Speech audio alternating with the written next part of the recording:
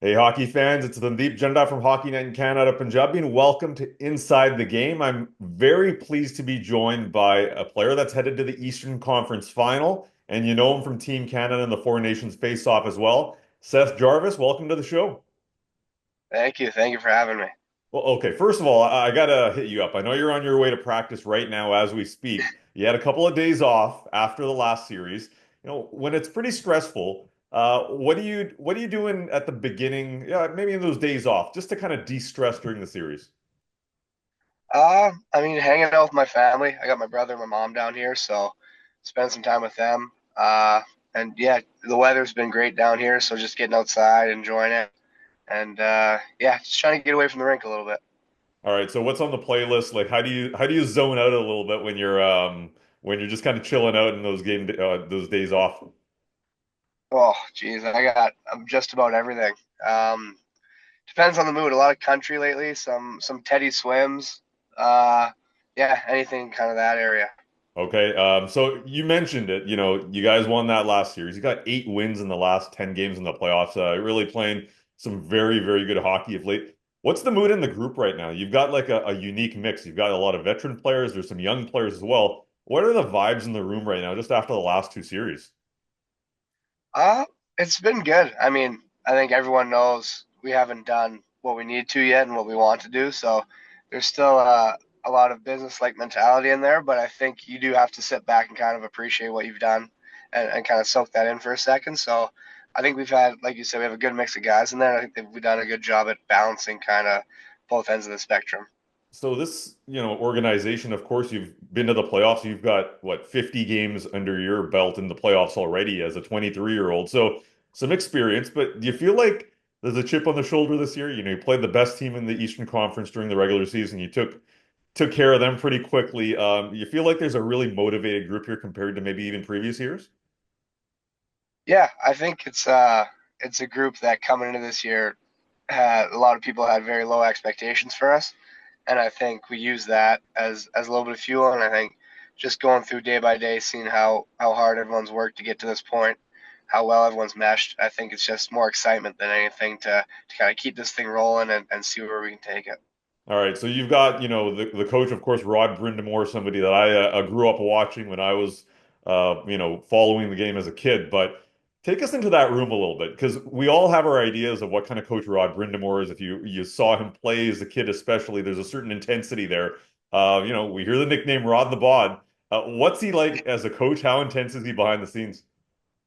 Yeah, about as intense as you'd imagine. It can get scary sometimes, but he's the absolute best. I think he does a good job at getting the best, getting the most out of everybody. He knows how to motivate guys in different ways, and I think, like you said, since he played and the way he played and how hard he played, when he asks you to do stuff like that, it's pretty easy to go out there and do it just because you know he would have done it when he was playing. All right, and like, okay? We know Rod Brindamore's intense, and you've got an awesome personality as well. You were a pretty fun-loving guy on the ice, off the ice as well, but intense, of course. Who's the second most intense person in that room? Is it a guy like Jordan Martinook, or is he more like the comical guy? Like, who's this, like, the intense player on your team? I mean, just sitting next to him, I think Aho probably Fishy's. Fishing can get pretty intense, and yeah, I feel like we try to balance each other out, just sitting next to each other, playing with each other. But yeah, he's got a lot of rod in him. Okay, so you mentioned Sebastian Aho. Is he a more intense teammate or landlord? Because I know you lived with him a little bit when you entered the league. Uh that's tight because he was a pretty strict landlord, but I think teammate for sure. He just wants the best out of everybody, and when I was living at his house, he was just asking me to keep it clean, so it wasn't too hard.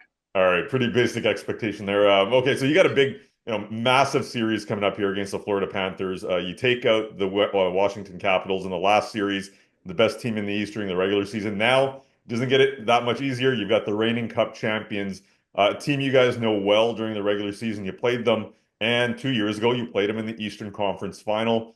Like you guys right now, they're a pretty well-oiled machine. Like, what's the key in playing this team, and what makes them so difficult to play against? Well, they got kind of everything. They're really well coached. They got a ton of talent. They got size, speed. They play nasty, so it's tough to beat them. They got great goaltending, but I mean, right now the way we're rolling, I think we match up pretty well with them, and I'm just hoping that we can come out there and keep kind of the train rolling, keep playing our game, and hopefully hope for a better result than a couple years ago. Yeah, and they've got obviously skill with Barkov and Kachuk and those guys, but they can take it to the alley pretty good too. There's a certain style to their game. When you look at some of those guys, you would have played with Sam Bennett on Team Canada. What's the balance of playing physical, playing hard, but at the same time playing discipline? Yeah, you don't want to hurt yourselves. You don't want to put them on the power play. So I think just keeping it, it's kind of cliche, but keep it between the whistles. Uh, Try not to get in those scrums. I mean, every team's a little bit different in that regard, but yeah, try to stay out of those scrums and get extracurricular stuff and kind of keep it hard between the whistles. Yeah, we'll be covering the series on Hockey Night in Canada Punjabis. Looking forward to that one. Know it's going to be fast. Know it's going to be intense. Really entertaining for a neutral fan. But want to go back to the Four Nations face-off real quick here. Um, awesome experience for you, I imagine. Just take us into that room for the final matchup. You're getting ready to play those games. What's the mood like? And do you think it's helped you as an NHLer? Being in that high stress situation where now you're playing in the playoffs and it's are you a little bit more comfortable now just having gone through that experience in games like this? I think I definitely am more comfortable. I think being around guys like that, seeing how they handle the pressure and handle those situations, you can learn a lot from.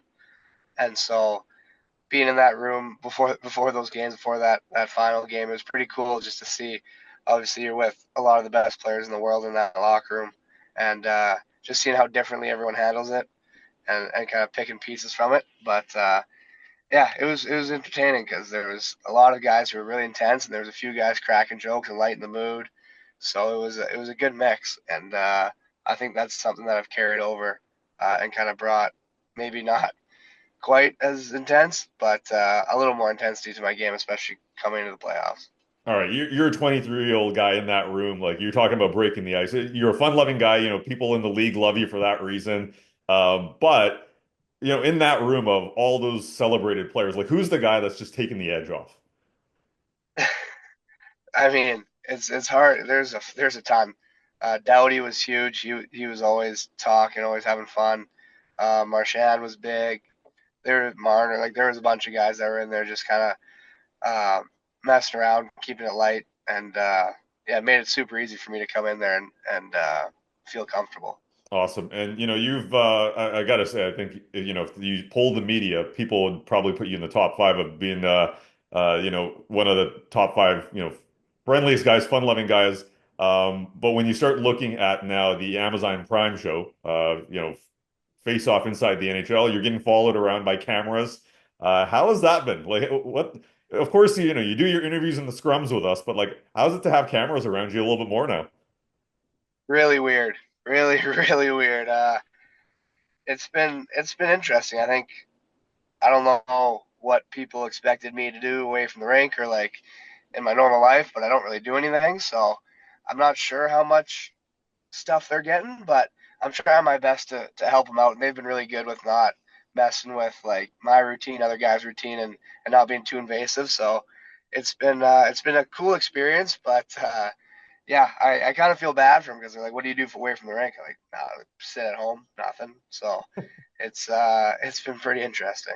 Okay, so hey, one of the things you might be able to include in that show, and maybe you are, is your buddies from Winnipeg. They've been the story since February, driving all the way to Boston for the Four Nations face-off. It was a 30-hour drive. They did another 25-hour drive in the van to Raleigh for round one. I got to ask, the people are asking, are they going to Florida? Are they making the 32-hour drive this time? No, I don't think they have the 32-hour trek in them, but they've been awesome, and yeah, they probably need a little time off from all the media attention they're getting. Their heads are getting a little too big. Okay, so going back to round one, game five, you score that OT winner. You see them in the crowd, like awesome viral moment. Like as a guy from Winnipeg, to have your boys in the crowd, experience that with you. Like just take us in that moment where you're looking up at them and they're cheering you on, right? Like that's got to be every kid's dream growing up in Winnipeg or anywhere in Canada. Yeah, that was I couldn't draw it up any better. Being able to pick them out, and they were one of my buddies was shirtless. They were going nuts up in the crowd. It was yeah, it was incredible having them there, having their support, seeing how much it meant to them, to see me having success and see us winning.